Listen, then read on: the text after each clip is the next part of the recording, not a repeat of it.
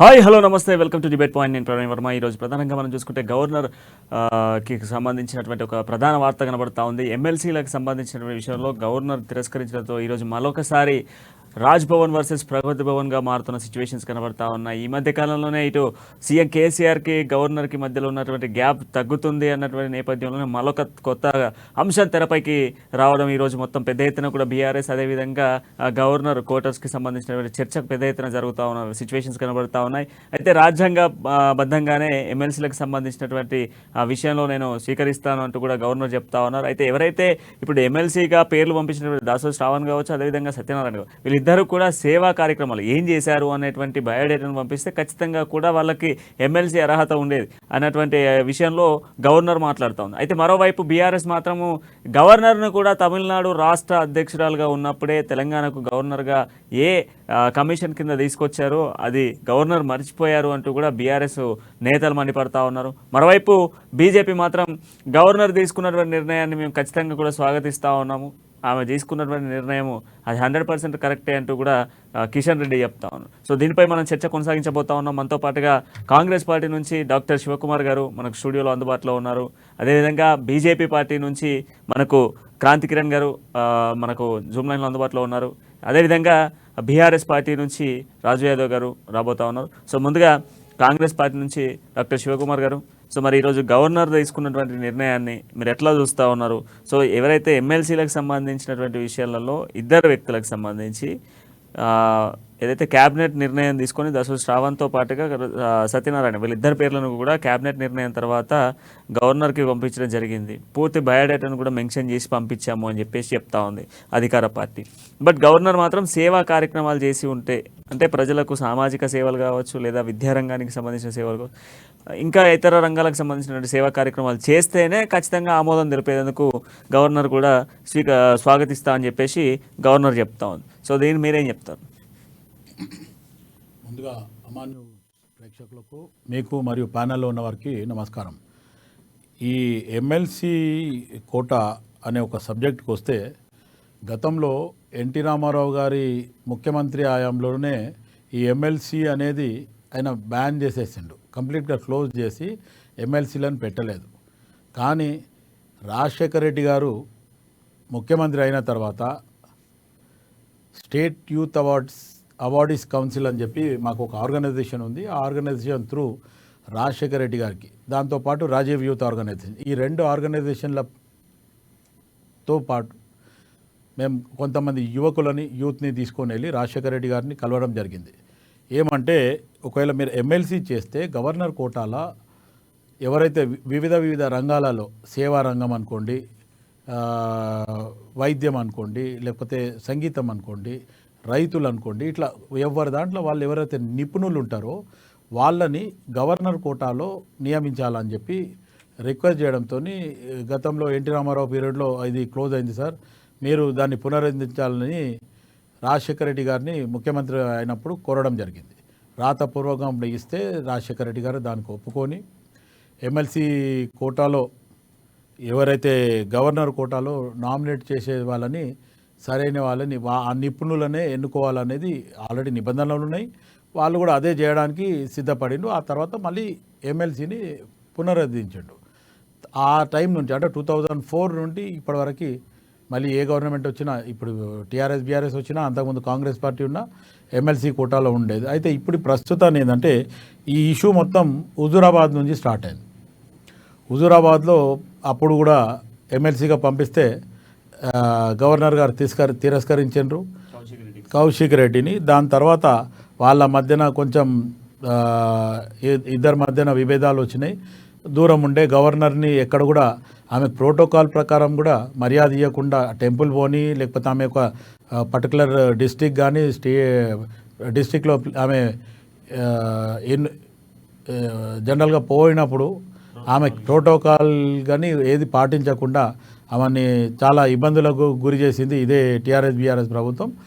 ఆ రకంగా ఆలోచిస్తే మొన్న రీసెంట్లీ కొత్త సెక్రటరియట్ ఇనాగ్రేషన్కి మళ్ళీ వాళ్ళ మధ్యన మంచి ఫ్రెండ్షిప్ వచ్చేసి సీఎం గారే దగ్గరుండి కేసీఆర్ గారు పిలిచి ఆమెని ఆహ్వానించి దగ్గరుండి తీసుకెళ్ళి సెక్రటరియట్ మొత్తం చూసి, అంటే ఏదైతే సెక్రటరియట్ ప్రాంగణంలో టెంపుల్ ఇనాగ్రేషన్ అనే సబ్జెక్ట్కి తీసుకొచ్చి మొత్తం సెక్రటరియట్ చూపించడం జరిగింది. ఆ తర్వాత అందరు అనుకున్నారు సరే గవర్నర్ అండ్ సీఎం గారు అంటే ప్రగతి భవన్ వర్సెస్ రాజ్ భవన్కి కొంచెం సఖ్యత కుదిరింది.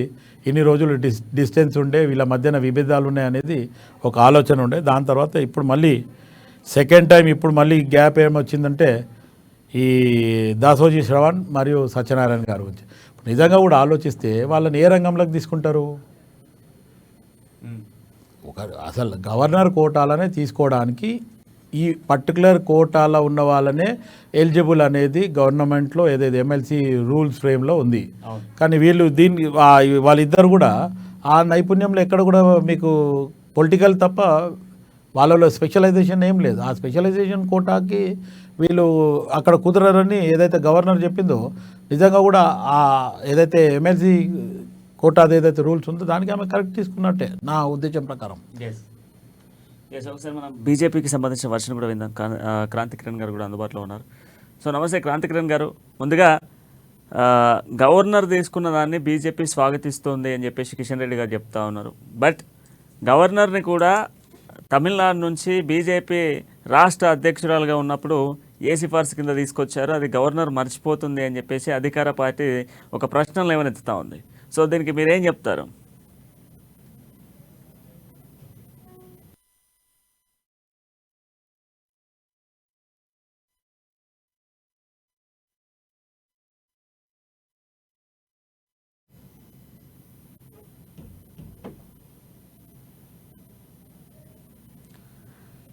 ఎస్ క్రాంతి కిరణ్ గారు, మీద ఒక చిన్న ఆడియో ఇష్యూ వస్తుంది.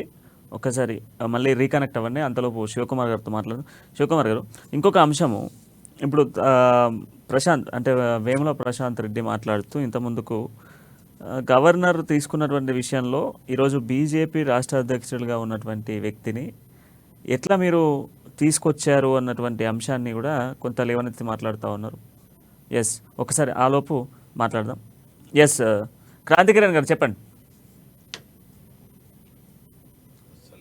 మీరు అన్నట్టు గవర్నర్ కోటాలో ఎమ్మెల్సీ అపాయింట్మెంట్, అదే రకంగా గవర్నర్ అపాయింట్మెంట్, ఈ రెండు కాంటెక్స్ట్ కూడా బేసికల్ గా డిఫరెంట్ కాంటెక్స్ట్. మొదటగా ఈ ఎమ్మెల్సీ కాంటెక్స్ట్ లో, గవర్నర్ కాంటెక్స్ట్ లో ఏదైతే ఎమ్మెల్సీ నామినేటెడ్ చేయడం అనేది ఏదైతే సిస్టమ్ ఉందో అది కాన్స్టిట్యూషనల్లీ పర్వ్యూలో గవర్నర్ ఇంతకు ముందు ఎవరైతే బేసికల్ గా ఏదైతే లిటరేచర్ సెక్టర్ లో కానివ్వండి, సోషల్ సైన్స్ సెక్టర్ లో కానివ్వండి, కార్పొరేటివ్ మూవ్మెంట్ లో కానివ్వండి, సోషల్ జస్టిస్, సోషల్ సర్వీస్ అటువంటి సెక్టర్ లో కానివ్వండి, నిష్ణాతులైన వ్యక్తులు సమాజానికి వాళ్ళ వైపు నుంచి కాంట్రిబ్యూషన్ ఉండి సమాజంలో వీరు ఇటువంటి వ్యక్తులు ఎమ్మెల్సీ అయినట్టయితే వీళ్ళ వల్ల ప్రభుత్వంలో పరిపాలనలో వల్ల కొంచెం మెరుగుపడుతుంది. అదే రకంగా మీరు ఒకసారి ఈ గవర్నర్ కోటాలో అపాయింట్ అయిన వేరియస్ ఎమ్మెల్సీస్ చూసినట్టయితే ఇంతకుముందు వేరే వాళ్ళని, ఒకానొక పరిస్థితిలో స్పోర్ట్స్ సెక్టర్ లో అర్జున్ అవార్డు, ద్రోణాచార్య అవార్డు ఆ స్థాయి ఉన్న వాళ్ళందరూ కూడా నామినేట్ అయిన మనం దాఖలాలు చూస్తున్నాం. కాబట్టి ఇప్పుడు దాసూరి శ్రవణ్ అయితే ఏంది, సత్యనారాయణ గారు అయితే ఏంది, వీళ్ళిద్దరు కూడా పూర్తిగా రాజకీయ నేపథ్యం ఉన్న వాళ్ళు మాత్రమే. వీళ్ళు ఆ రాజకీయ నేపథ్యాన్ని పక్కకు పెడితే నేను ఇంతకుముందు ప్రస్తావించిన ఎటువంటి సెక్టర్ కి కూడా వీళ్ళకి సంబంధం లేదు. ఆ ముఖ్యమైన ఆ కారణం వల్లనే గవర్నర్ గారు ఇది ఒక రాజ్యాంగ పరమైన పోస్టు. గవర్నర్ గారు ఏదైతే నామినేటెడ్ కింద ఎంపికయ్యే నామినేటెడ్ పోస్ట్ ని అయ్యే వ్యక్తులు నిజంగా గవర్నమెంట్ కి కాంట్రిబ్యూషన్ ఉండాలి. పొలిటీషియన్స్ కాకుండా ఆయా సోషల్ రంగాల నుంచి, ఆయా సాహిత్య రంగాల నుంచి వచ్చిన వాళ్ళు గవర్నమెంట్ కి వాళ్ళ ఒక కాంట్రిబ్యూషన్ చేయాలనే ఆలోచనతోని నామినేట్ అవుతున్నారు. దానివల్ల అదే కారణం వల్ల గవర్నర్ గారు బహుశా దీన్ని రిఫ్యూజ్ చేసినారని నా ఒక భావన. రెండవది, గవర్నర్ అపాయింట్మెంట్ విషయానికి వస్తే భారతదేశం స్వాతంత్రం అయినప్పటి నుంచి కూడా బేసికల్ గా అన్ని రాజకీయ పార్టీలు రాజకీయ క్షేత్రంలో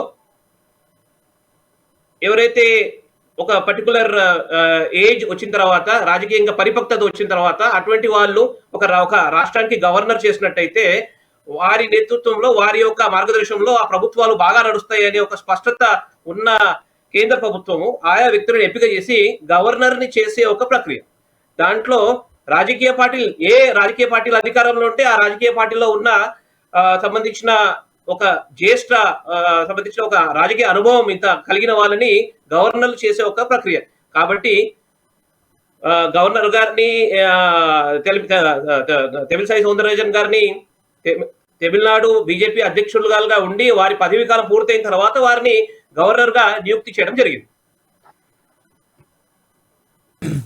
సో శివకుమార్ గారు, ఇప్పుడు ఇంద్రకరణ్ రెడ్డి గారు అంటూ ఉన్నారు, మంత్రి, ఆయన గవర్నర్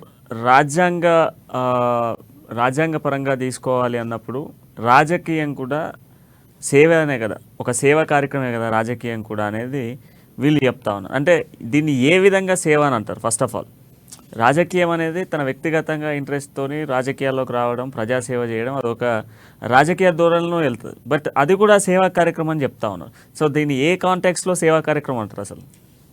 ఒకటి ఏమంటే రాజకీయం వేరండి, సోషల్ సర్వీస్ వేరు. సోషల్ సర్వీస్లో ఇట్స్ అన్ వాలంటరీ సర్వీస్. దాంట్లో మీకు ఏ రకమైన పారితోషికం కానీ ఏం ఉండదు.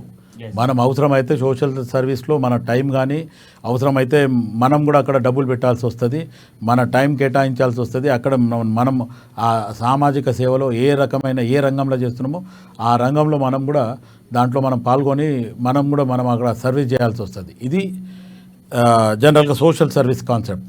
కానీ యాజ్ ఏ పొలిటికల్గా నేను రాజకీయంలో కూడా నేను సర్వీస్ చేస్తా అంటే అది సర్వీస్ అన్నారు, వాగ్దానాలు అంటారు. రెండోది ఏంటి, ఈ వాగ్దానాలల్లో ఇప్పుడు సపోజ్ ఎమ్మెల్యే, ఒక మినిస్టరు లేకపోతే ఎంపీ అంటే మీకు ఆడ శాలరీ వస్తుంది. అప్పుడు సోషల్ సర్వీస్ ఎందుకైతుంది? అది already your contribution after electing as an MLA or MP or as minister, నీకు ఆల్రెడీ సబార్డినేట్స్ ఉంటుండ్రు, నీకు నీ మినిస్ట్రీలో నీకు సపోర్టర్స్ ఉంటుండ్రు, అన్ని రకాలుగా నీకు అక్కడ చేసి పెట్టిన తర్వాత నువ్వు చేస్తావు. బట్ యాజ్ ఏ సోషల్ సర్వీస్లో ఆలోచిస్తే ఓవరాల్గా మనం అన్నీ అక్కడ దగ్గర ఉండి సమకూర్చుకోవాల్సి వస్తుంది. ఇది పరిస్థితులు. దాన్ని రెండు రంగాలకు విడివిడిగా ఉంటాయి. కానీ అది సోషల్ సర్వీస్ కానీ ఇది కానీ ఇప్పుడు గతంలో 97-98లో ఆంధ్రప్రదేశ్ గవర్నమెంట్ ఉన్నప్పుడు సోషల్ సర్వీస్లో పనిచేసిన వాళ్ళకి కానీ మీకు వివిధ రంగాలలో పనిచేసినా కానీ స్టేట్ యూత్ అవార్డ్స్ అనేది ఒక అవార్డ్స్ ఉండే. ఇప్పుడు ఈ ప్రభుత్వం వచ్చినాక అన్ని విస్మరించడం ఏం లేదు. స్టేట్ యూత్ అవార్డ్ అని చెప్పి అవార్డు అని ఒక అవార్డు ఇచ్చేవారు సంవత్సరంలో ఒకసారి. ఏది జనవరి 12కి బిఫోర్ కానీ అదే యూత్ వీక్ సెలబ్రేషన్స్లో. అప్పుడు 97-98లో నాకు స్టేట్లో, ఆంధ్రప్రదేశ్ స్టేట్లో ఇద్దరికి అవార్డులు ఇస్తే ఆ ఇద్దరిలో నేను ఒకరిని. దానికి ఇద్దరు కలెక్టర్లు, రాణి కుమిదిని, ఇప్పుడు ప్రస్తుతానికి మనకు ఎలక్షన్ కమిషనర్ ఉన్న ఆయన పేరేం పేరు, లాల్ శాస్త్రి కాదు మన పాత కలెక్టర్ ఉండే. ఎస్. సో ఇద్దరు కలెక్టర్, రాణి కుమిదిని ఒక కలెక్టరు, బన్వారీ లాల్ ఆయన ఒక కలెక్టర్. అప్పుడు దత్తాత్రేయ గారు సెంట్రల్ మినిస్టర్ ఉండే అప్పుడెప్పుడే యూనియన్ క్యాబినెట్. అదే పొట్టి శ్రీరాములు ఆడిటోరియంలోనూ లేకపోతే రవీంద్ర భారతిలో ఈ ప్రోగ్రాం జరిగింది.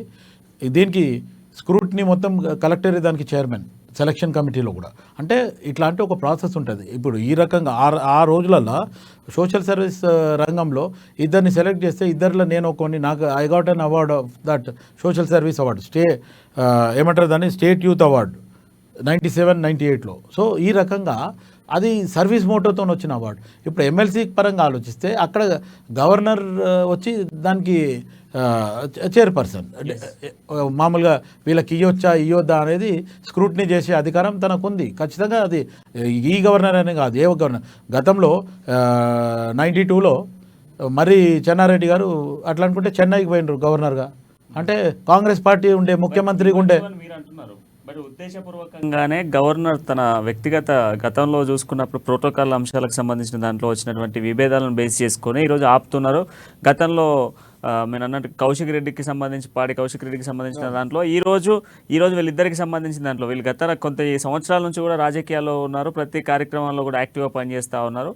ఉద్దేశపూర్వకంగానే వీళ్ళని కావాలనే ఈ విధంగా చర్యలకు పాల్పడుతుంది గవర్నర్ అని చెప్పి చెప్తా ఉన్నారు. దాసోజీ శ్రవణ్ గురించి ఆలోచిస్తే ఉద్యమంలో పనిచేసిండు, సరే చురుకైన పాత్ర పోషించిండు, ఓకే, విశ్లేషకుడు కూడా అనుకుందాం. కానీ ఆ తర్వాత ఆయన ఏం చేసిండు, ఏ పార్టీలో కూడా సరిగ్గా లేకుండా టీఆర్ఎస్ నుంచి అటు బీజేపీకి పోయిండు, బీజేపీకి అని కాంగ్రెస్కి వచ్చిండు, మళ్ళీ కాంగ్రెస్కి అని కాంగ్రెస్ ఒక అవకాశం ఇచ్చింది. ఆయన ఆల్రెడీ సోనియా గాంధీ, రాహుల్ గాంధీ స్పీచ్ ఇస్తే కూడా ట్రాన్స్లేట్ చేయడానికి ఆయన కూడా అవకాశం ఇచ్చింది. అంత పెద్ద స్థానం ఇచ్చినాక కూడా మళ్ళీ కేటీఆర్తో కలిసి ఆయన అవకాశాల గురించి ఈరోజు దాసోజీ శ్రవణ్ మళ్ళీ బీఆర్ఎస్లోకి పోవడం జరిగింది. అంటే అర్థమైంది, నీ అవకాశాల గురించి నువ్వు వాడుకునే దానికి that I think I never called ఏదైనా సోషల్ సర్వీస్, దానికి అది సోషల్ సర్వీస్ రంగంలో వచ్చిండు అనే దానికైతే నేను ఒప్పుకోను దానికి. ఎందుకంటే మాకు ఆ రంగంలో మాకు అనుభవం ఉంది. ఏదైతే సోషల్ సర్వీస్ అనుకోండి, నెహ్రూ యువ కేంద్ర అనుకోండి, లేకపోతే యూత్ లీడర్షిప్ ట్రైనింగ్ ప్రోగ్రామ్ అనుకోండి, ఇటువంటి ప్రోగ్రాంలు we did so many programmes in those days. అంటే ఒక 20 ఏళ్ళ కింది మాట చెప్తున్నాను నేను, ఈరోజు చెప్పే మాటలు కూడా కాదు.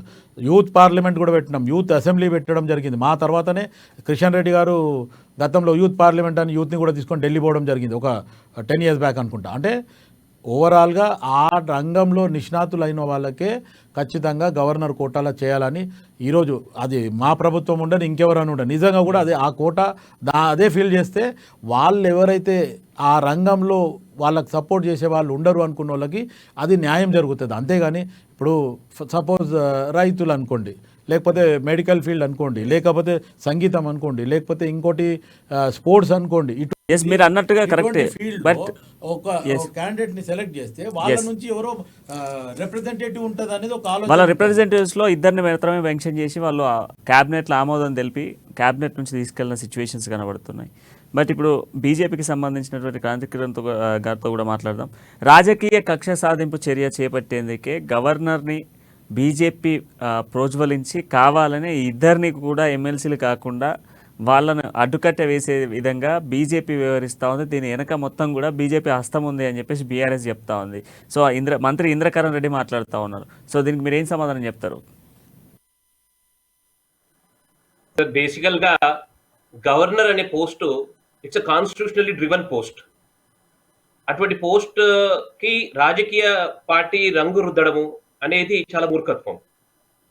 పోతే టిఆర్ఎస్ పార్టీలో రాజకీయంగా అన్ఎంప్లాయిడ్, రాజకీయ ఎవరైతే నిరుద్యోగులు అనేటోళ్ళు చాలా మంది జమ అయిపోయారు కాబట్టి వాళ్ళందరినీ కూడా ఎక్కడో ఒక చోట అకామిడేట్ చేయాలి అనే ఒక క్రమంలో ఈ గైడ్ లైన్స్ ని, విధి విధానాల్ని పక్కకు పెట్టి టిఆర్ఎస్ పార్టీకి సంబంధించిన అధినేత, బీఆర్ఎస్ పార్టీ అధినేత కేసీఆర్ గారు అడ్డగోలిగా ఎవరిని పడితే వాళ్ళని ఏ పోస్టుకి అయితే ఆ పోస్టుకి నియామకం చేస్తున్నారు. అరే, ఒక పోస్టుకి ఒక వ్యక్తి సూటబుల్లా కాదా, ఆ వ్యక్తి ఆ పోస్టుకి న్యాయం చేస్తాడా లేదా అనే కనీసము ఆ కాంటెక్స్ట్ ని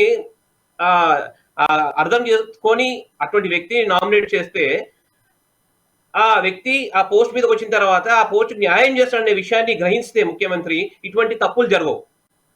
భారతీయ జనతా పార్టీ గవర్నర్ గారి మీద ఎటువంటి ఒత్తిడి కానీ, ఆమె తీసుకునే నిర్ణయాలకి భారతీయ జనతా పార్టీకి ఎటువంటి సంబంధం లేదు.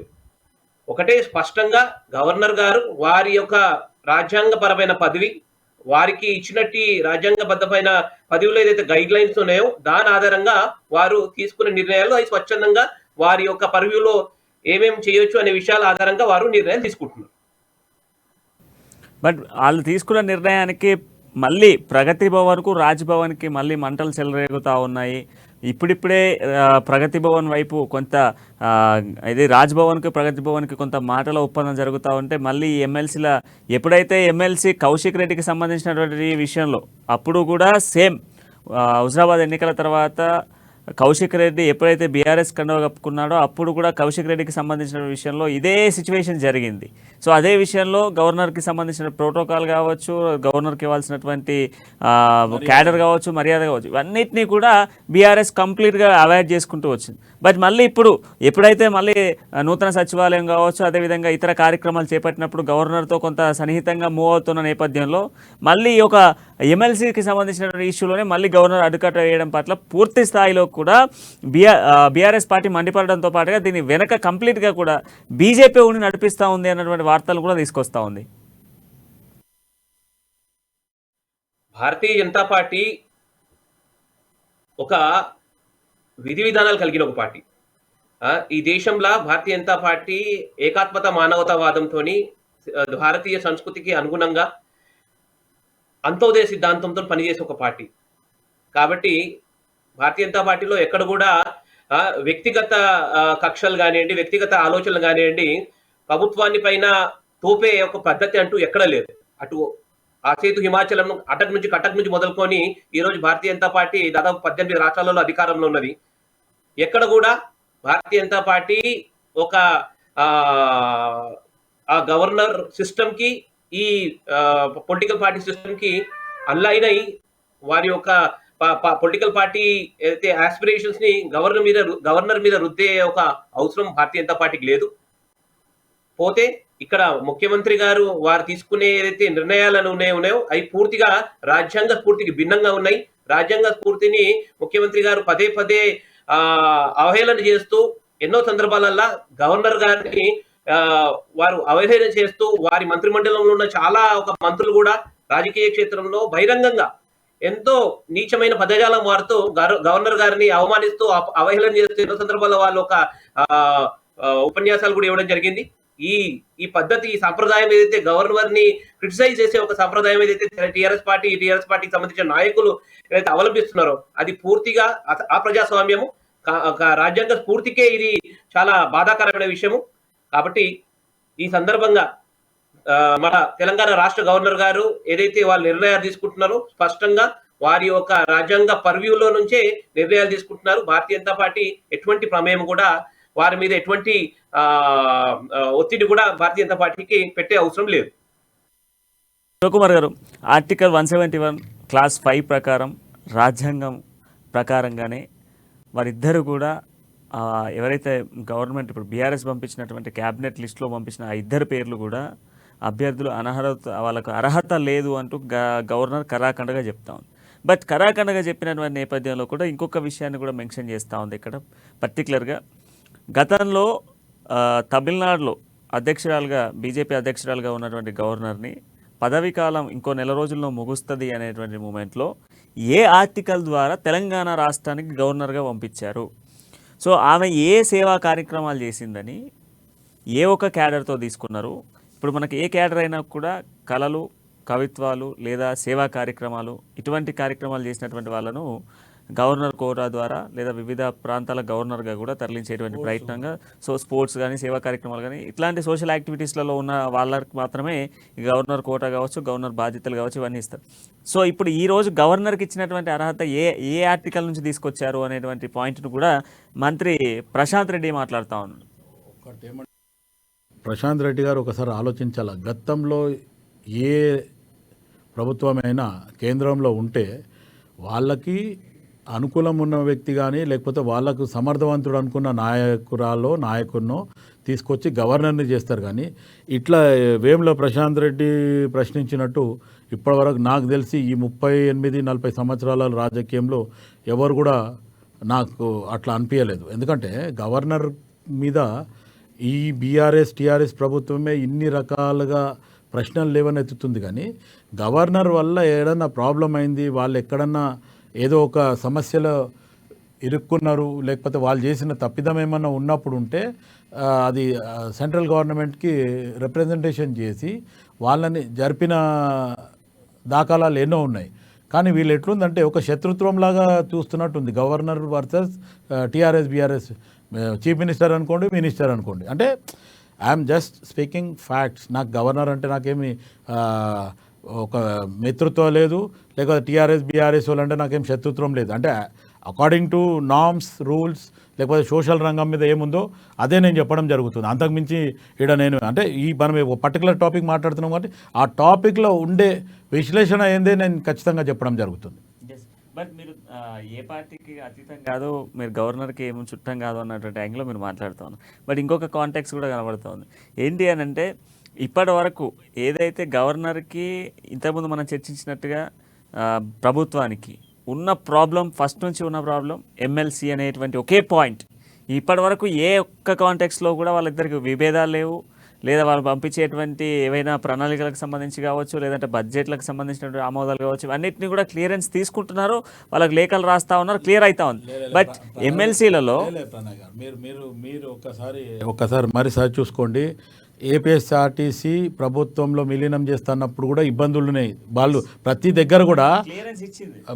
అది చాలా తర్వాత ఇవ్వడం జరిగింది. ఎందుకు ఇవ్వడం ప్రతి జరిగింది కాంటెక్స్ట్ నేను ఏమంటున్నాను శివకుమార్ గారు, చెప్పండి. ఎప్పటికైనా క్లియరెన్స్ ఇచ్చిన తర్వాత ఆమోదాలు వస్తా ఉన్నాయి. నేరుగా అయితే ఆమోదం ఇచ్చినటువంటి ఏదో ఒకటి లేదు, ప్రతిదానికి క్లియరెన్స్ కావాలి. విద్యాశాఖలో కూడా క్లియరెన్స్ తీసుకున్నారు, వైద్య శాఖలో కూడా మనకు ఎప్పుడైతే హరీష్ రావు గారికి ఇచ్చినప్పుడు పదవికి ఇచ్చిన కొత్తలోనే దానికి సంబంధించినటువంటి ఆమోదంలో విషయంలో కూడా ఆమె క్లియరెన్స్ తీసుకున్నారు. బట్ ప్రతి అంశానికి క్లియరెన్స్ తీసుకునేటువంటి విషయంలో ఈ యొక్క ఎమ్మెల్సీకి వచ్చేటప్పటికి ప్రతిసారి గవర్నమెంట్ ఇదే దాఖలలో ఉన్నటువంటి అభ్యర్థులను పట్టుకొస్తూ ఉంది.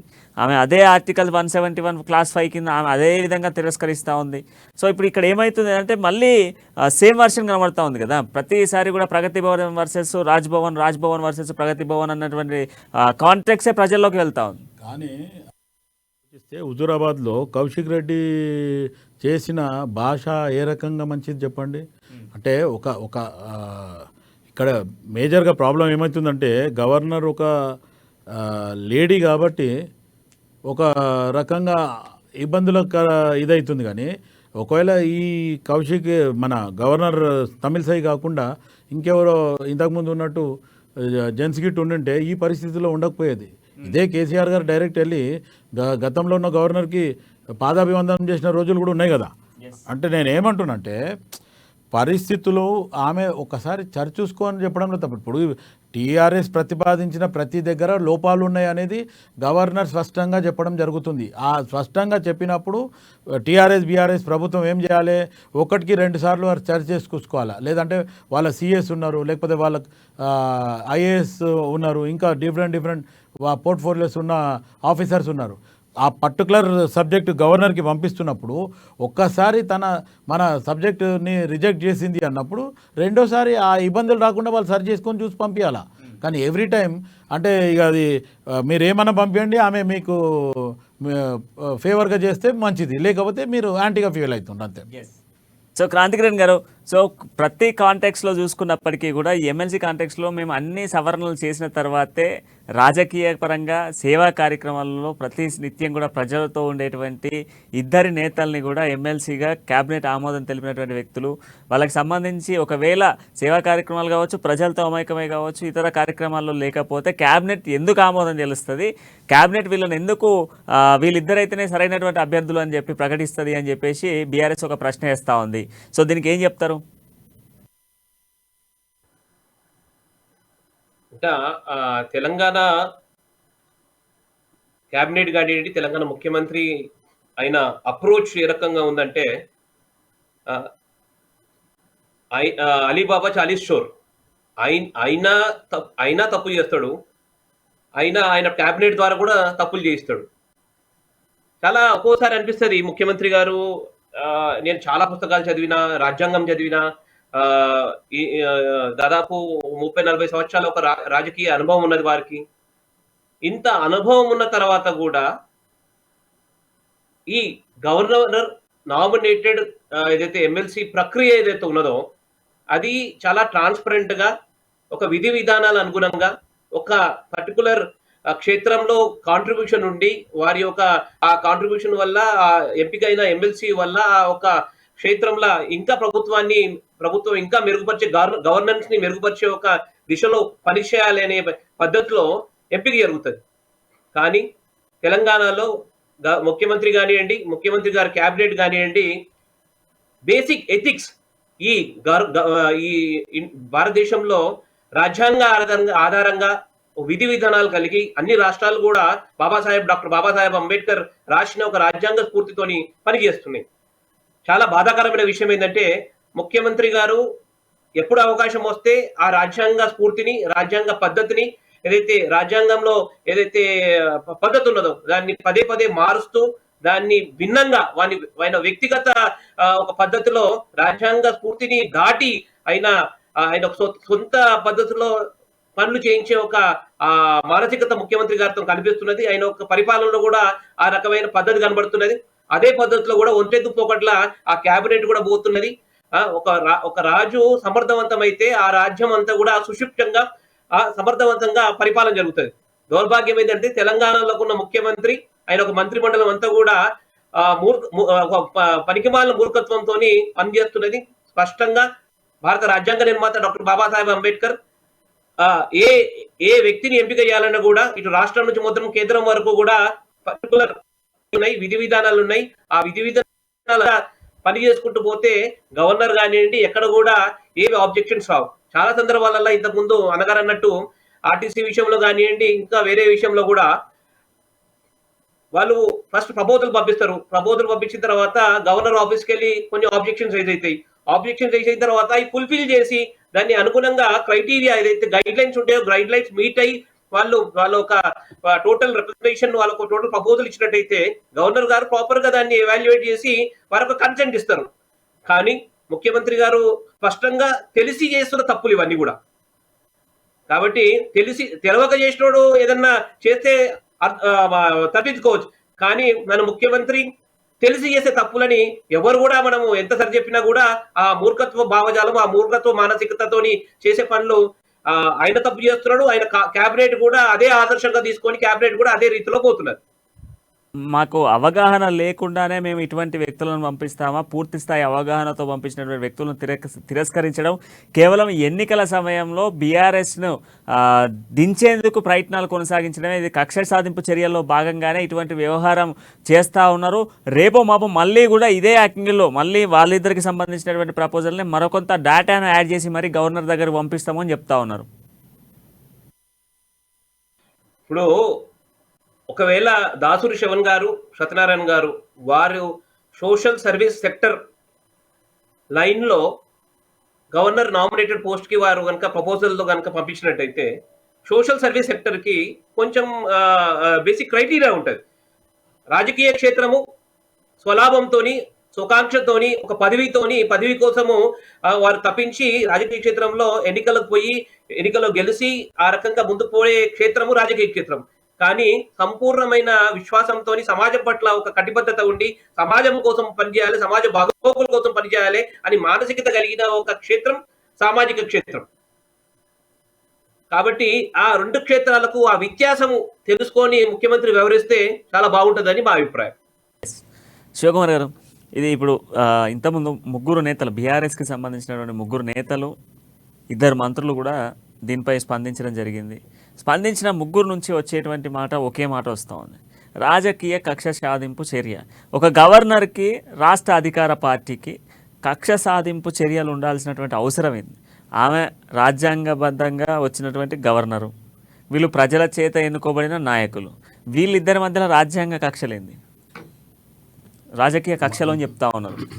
ప్రణయ్ గారు, నేను ఇంకొక మాట ఏం చెప్తా అంటే ఈ గవర్నర్ గారికి నిజంగా కూడా ఆమెకు సూపర్ పవర్స్ ఉన్నాయి. అంటే సీఎం కాకుండా కూడా ఆమెకు పవర్స్ ఉన్నాయి. ఆమె నిజంగా కూడా ఆలోచిస్తే రైతుల సబ్జెక్టులు కానీ లేకపోతే కాళేశ్వరం సబ్జెక్ట్ కానీ చాలా సబ్జెక్టుల ఆమె కొంచెం నిర్లక్ష్యం చేసి సైలెంట్ ఉంది. లేదు అనుకుంటే ఈ గవర్నమెంట్ని అవిశ్వాసానికి తీసుకురావడానికి కానీ వీళ్ళు చేసిన తప్పులకు కానీ ఎప్పటికప్పుడు ఆమె కొరవీలు పెడితే ఈరోజు ప్రభుత్వం ఇన్ని రోజు కూడా ముందుకు పోయేది కాదు. అంటే గవర్నర్కి కక్ష సాధింపు అనే ఆలోచన కనుక వస్తే మటుకు ఇప్పుడు బీఆర్ఎస్ ప్రభుత్వం టీఆర్ఎస్ చేసిన ఎన్నైతే ప్రజా వ్యతిరేక విధానాలు ఉన్నాయో, దళితుడిని ముఖ్యమంత్రి చేస్తాన్న కేసీఆర్ని, లేకపోతే దళిత బంధులో 30% మేమే తీసుకుంటున్నామని చెప్పినప్పుడు కానీ ఇట్లాంటి ఎన్నో ఉన్నాయి. ఇది ఒకటే కాదు. ఇప్పుడు వాళ్ళు ఎకరానికి 11 ఎకరాలకు వాళ్ళు 37 కోట్లకు కొని 1 ఎకరం 100 కోట్లకు అమ్మిండ్రు. అది కూడా ఆల్రెడీ లైవ్లీ. అంటే ఒక రకంగా అలా ఆలోచిస్తే ఒక సుమోటో కేసు బుక్ చేస్తే ఇమీడియట్గా వాళ్ళ మీద కేసు ఫైల్ అవుతుంది. ఇప్పుడు ఎవరిని పడితే వాళ్ళని ఒక సుమోటో కేసు తీసుకుంటున్నారు. ఇప్పుడు ఇంత పెద్ద కేసులు చేసి ఇంత పెద్ద ప్రజా ధనాన్ని దుర్వినియోగం చేసుకున్నప్పుడు గవర్నర్ అనుకుంటే ఇంకా చాలా చేయొచ్చు. ఇంకోటి ఏమంటే మన అమా న్యూస్ వేదిక తరఫున లేకపోతే నేను ఈ ప్లాట్ఫామ్ని వాడుకొని ఒక మాట చెప్తున్నా, ఇప్పటికైనా గవర్నర్ గారు చాలా తక్కువ సమయం ఉంది, మనం రాబోయే ఎలక్షన్లో పోతున్నాము. మీరు ఏదైతే ప్రజావాణి ఏదైతే మీరు పెట్టినరో, ఇప్పుడు ప్రస్తుతానికి ఉన్న ముఖ్యమంత్రి కనీసం ప్రజలతో కలుస్తున్నాడు. అట్లీస్ట్ మీరన్నా ప్రజలకి టైం ఇచ్చి ప్రజా దర్బార్ ఏర్పాటు చేసి ప్రజల సమస్యలని మీరు ఎప్పటికప్పుడు పరిష్కరించాలని, లేకపోతే అట్లీస్ట్ వాళ్ళు ఇచ్చిన విన్నపాలు తీసుకొని వాళ్ళకు నేరుగా మళ్ళీ మీ గవర్నర్ ఆఫీస్ నుంచి వాళ్ళకి వాళ్ళ సమాధానాలు కానీ వాళ్ళకి మెసేజ్లు కానీ లేకపోతే ట్విట్టర్ ద్వారా కానీ లేకపోతే మెయిల్ ద్వారా కానీ వాట్సాప్ ద్వారా కానీ మీరు ఇది పంపించి పరిష్కారం చేస్తే మీకు మంచి పేరు వస్తుంది. రెండవది ఏంటంటే సరే ఇబ్బందులు రెండు రకాలుగా రెండు పార్టీల గవర్నర్ మధ్యన పార్టీ పరంగా ఉంది, కానీ ఈరోజు ప్రజలు నలిగిపోతున్నారు ఈ ఇష్యూలలో. కాకపోతే మీరన్న అట్లీస్ట్ ఎట్లాగో ముఖ్యమంత్రి ప్రజా దర్బార్ పెడతలేడు, చాలాసార్లు ఆయనకి నేరుగా మీడియా ముఖంగా చెప్పడం అయింది, డిబేట్లలో డిస్కషన్ చేయడం అయింది.